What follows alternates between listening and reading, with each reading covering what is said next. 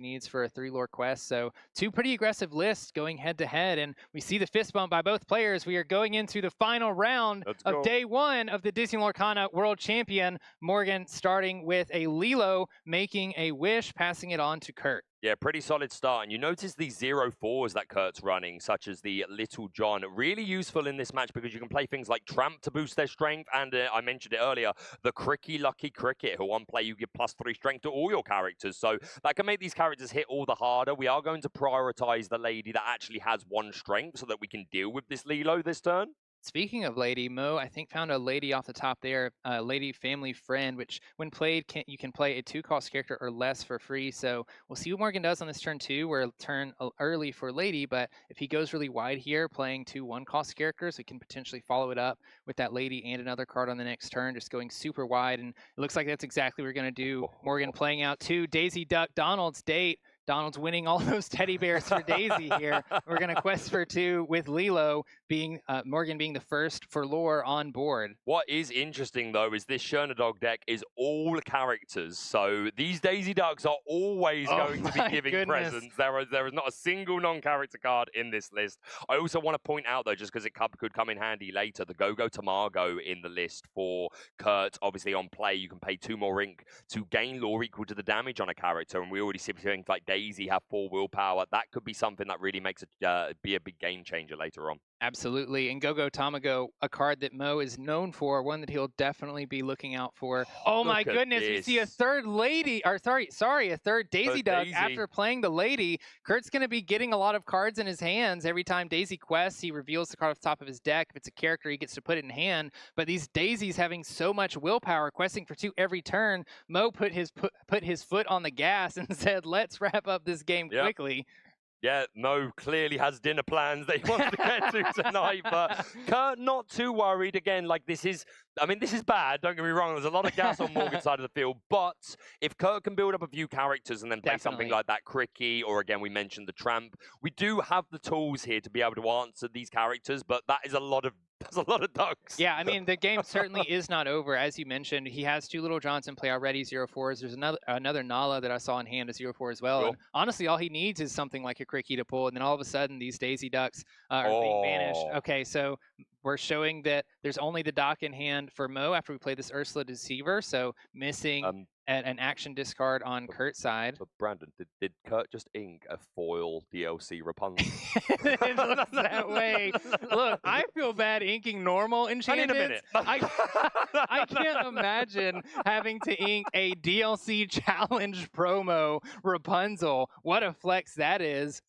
I feel my heart rate's just gone up a little. I have feelings, Brandon, but I will try and be professional and contain them. So yeah, Rapunzel going into the inkwell and just continuing to extend. And yeah, like Mo's putting on the pressure, but a Cricky on the right turn, we could clear this entire board potentially, but will Mo be too close to game by that point? There's an enchanted lady. You'd love to see it. Yeah, Mo at this point, inking the penny, playing the dock for turn, discarding 0 cards in hand and drawing 2 cards, but we're going to quest with all of these daisies, and we're just revealing the cards that Kurt's pulling off the top. You know, usually this is a negative thing in the sense of you don't always know what your opponent has in hand, and you certainly don't want to be giving cards to your opponent. But in a scenario like this, where all of Kurt's cards are characters, knowing that he's not drawing that Cricky is a little bit advantageous, actually. Yeah, for sure. But Kurt's got to be hoping we're digging closer and closer to it at the very least. But going into turn 4, we did see that Kurt picked up that Tramp Street Smart Dog, who you can pay 1 less to play him for each character that you have in play. So again, another character. This deck loves to play cards for free. It loves its value, but more importantly, helping you dig towards those things like the Cricky, and we can get that big bad Chernobog out. That's great. But will Mo be too close to game by that point? I was counting up the lore on board already, and there's 9 lore, so not quite enough to win on the next turn. Of course, we can do a little bit of challenging potentially to slow that down a little bit, but as we see, Kurt is just playing character after character, reducing that cost for Tramp. We're going to play, he's going to draw six cards. Six cards. For the other characters that aren't the Street Smart Dog. Right, and then he has to discard 6 cards, so this is putting a bunch of character cards into the discard. I saw that we already had a Chernobog in hand earlier, which means we're great greatly discounting this 9/9 card that can come into play. Kurt going just as wide as Mo is. If Kurt's able to stabilize with some of these characters, this game could turn quickly, but Mo certainly is putting on the gas. Yeah, I mean, like in any other matchup, this would be a fantastic start for Kurt going wide with these characters. He had the Ursula to rip a song. Didn't get a hit in this particular game, but still a nice card to hit. And we've just played the Street Smart Dog for free. We're funneling our Discord. We're finding another. I also peeped that we did find a Cricky in Kurt's hand. He put one in the discard as well, so he does have that to follow up on the next turn. Okay, so if we can stabilize on the following turn, then maybe Kurt can keep Mo off of it. There's a lot of work to be done. There's not a single lure on the board, but it's just a shame. Like, this is such a great start for Sherna Dogs, but these Ducks and Dogs are going all gas. I might have been mistaken earlier. I believe the graphic showed Mo at 10 lore. If Mo's at 12 lore, then he has game on board. That's game on board if it's already at 12 lore. But we do have a couple of characters that we can challenge with this turn. Unfortunately, the Little Johns and the Nala are hitting they all hit for 0. A very subpar 0. Yeah, the Ursula can challenge, but there's nothing on Mo's side of the board that would be banished from that one strength. Yeah. So I feel like we needed to play a kit or something this turn. Yeah, just to buy a turn, right? Definitely needed to bounce something. And Mo's going to take game 1 very quickly. Kurt's just going to go ahead and scoop, and we're going to move to game 2. Kurt always looks really calm under all circumstances. I mean, like, to be fair, a lot of these players do, right? Of course, the professionals, yeah. But Kurt, I don't know. There's something on his face of like, oh, well. Definitely. But you always win one. For this first day, it definitely couldn't happen without everybody involved. So shout outs to everybody. Shout out to the viewers for being here all day too. We love you guys, and we're happy that you're 100%. here enjoying Lorcana along with us. Yeah, 100%. Worth mentioning again, a big match here for Mo. If he can secure this second game, or if we go to a game 3, just get the match win, he will have those 5 match points that are so coveted in today's event. And something to note, I didn't realize this, but Kurt is 3-3, which means if he wins, he still is going to be out of the top 8, but he is still playing for promos. Remember, each player, for every win that they get per round, they get another challenge promo. So Kurt would be looking to get the Baymax. I think it's the Baymax after the Cuzco, right? Yes. Yeah. Cinderella, then Punzi, then Cuzco, then Baymax, then second whole new world. Is that right? Yes, absolutely. Perfect, Baker. Something right today. There we go. You've been doing great. What are you talking about? But we have a turn 1. This has become.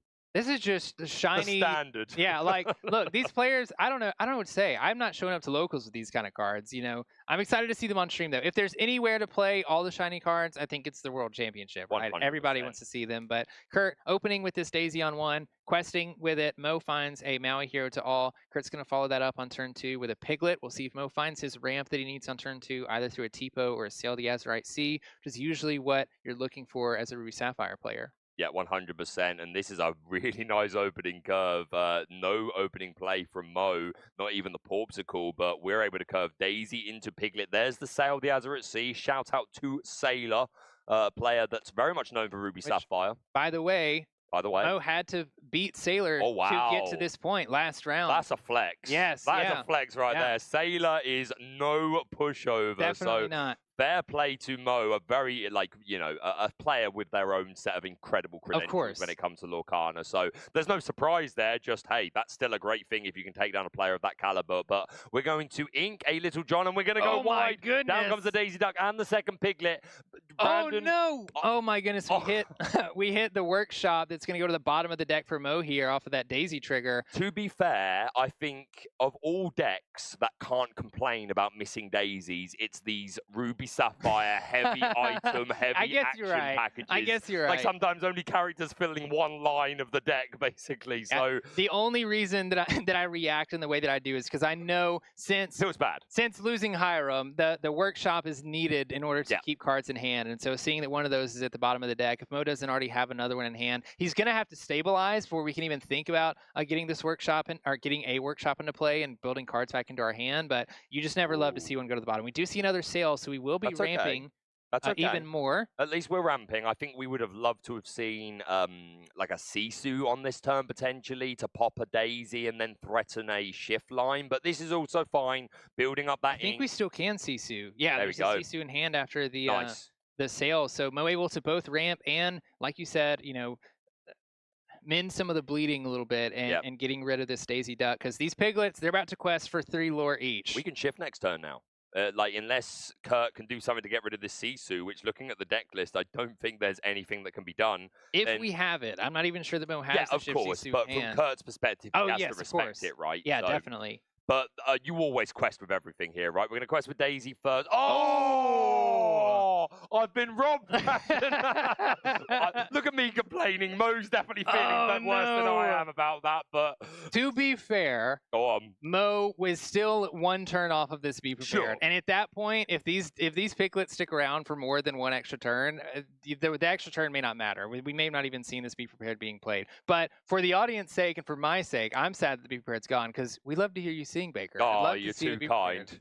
I don't know if everyone feels that way, but makes me happy. So that's all I'm joking. A couple of piglets going to go on a lovely little quest for 6. So Kurt jumping up to 15 lore. Do we have the big Sisu in Mo's hand? If not, I think he pulled it off the top. He finds the Sisu off the top, which means we are going to be able to ink for this turn and shift the Sisu. That is definitely not the end of the game. We still see Kurt is all the way up at 15. Mo is going to have to still keep control of everything that Kurt's playing, but this is exactly what Mo needs to find in order to stay in this game. We're going to see the Sisu shifted. Everything on Kurt's side of the board will be banished as we pass it back to Kurt. I cannot believe it. We didn't even know if he had it, and then we just see him pull it off of the top. And I didn't see a lick of emotion on Mo's face. Not one lick of emotion, just like, okay. He's locked in, that's for sure. Mo is locked in. He wants this win. I know he does. Of course, yeah. Like, again, of course you do. You want to proceed to the top 8. You want the right to call yourself the world champion. But wow, that's got to feel really bad for Kurt. Does have the escape artist Lilo, and we are able to send all of the characters into our discard pile and pay 3. I think we just paid 3 for 3. It. Yeah. We shuffle back 6 characters into the deck, and we put down the big bad evildoer Chernabog. Yeah, and this is where we see where these Lilos, excuse me, I'm sorry, I'm losing the card name. The Lilo escape artist. Yes, escape artist. They can get very annoying, especially in these decks, because every time they go to the discard, Kurt can just bring them back on the next turn, sort of forcing. I mean, Kurt is at a lore lead right now, being at 15, where you have to respect the Lilo. You can't just let the Lilo stay in play because it's too lore. If you let those Lilos quest for an extra turn, Kurt wins. That's kind of where Kurt is at right now. He plays the Chernabog, has the Lilo, has 5 lore on board. So Mo, at the very least, is going to have to challenge this Lilo with the Sisu if he doesn't have another way to banish some of these characters. Yeah, 100%. Maybe we find another Sisu to shift on top of this one. But to be fair, at least you'd only be taking out the Lilo there. The Chernabog is a big, big boy. So yeah, that was a really nice top for Mo, but is it going to be enough? We do have the Maui Hero to All. That's a fantastic way to be able to deal with this Lilo and still be able to go on a quest with our Sisu. This Chernabog left on the board, though, is going to be questing for 3 up to 18. What do we find? We are top decking. Oh, is that a Rapunzel that we just saw off the top? If that is, this Chernabog challenging into Sisu and then Rapunzel is big. Very big. It would give Kurt a lot of gas in his hand, make it even more difficult for Mo to have to answer something turn after turn, giving more cards to Kurt to ink for every turn, and then continue to play these Lilos and play extra characters out of his hand. We are going to see the Chernabog go ahead and quest, though, putting Kurt up to 18.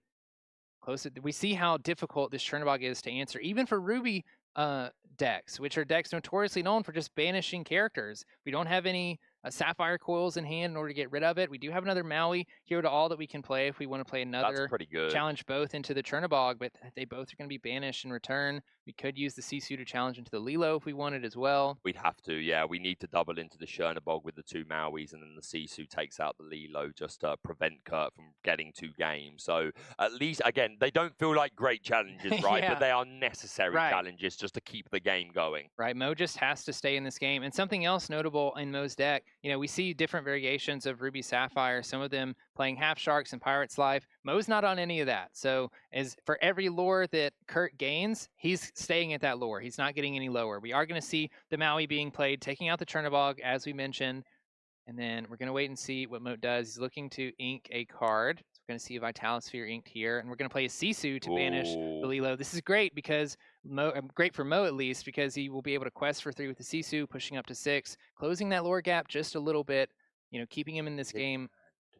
He's keeping it close to his chest. Was that a lady? I think that was a lady off the top, decisive It dog. was. It is the Rapunzel that we saw last turn. You were right, Brandon. So I still respect it, though. Like, Kurt had that option to go for a really nice card draw play, but it was like, I win in, like, 2 turns. Right, kind of make Mo have it sort of a thing. And so we do see Kurt just playing out the Rapunzel and the lady saying, you have to have it again. I'm just going to keep playing these characters until you can't answer them. And hopefully, oh my goodness, he finds another Sisu off the top. I think we have enough ink at this point to just play it out right, and it's going to banish both the lady That's the most and emotion the I've seen on Kurt's face. That is insane. We have 7 lore on board for Mo here. He's going to quest out for 4, pushing even closer to 20, catching up to Kurt quickly. Kurt in top deck mode at this point. 100%. We'll be able to put this Lilo back on the board. So one more thing is, like, we're questing for 7 next turn, and Mo wins. Mo would win. I'm trying to think of... My mind is blown. Kurt would have to find like a Cloud Kicker off the top. Yeah, then you could deny 1 lore. Oh my goodness. That is absolutely incredible. Genuinely. Exactly when you needed them. I can't think of a better way so far for this game to go for Mo. Oh, absolutely. This is absolutely an unfavored matchup for you. That's it. Fight. And Mo's going to do it. They're going to shake hands. Mo gets the win. He's going to day 2, top 8 of the Disney Lorcana World Championship.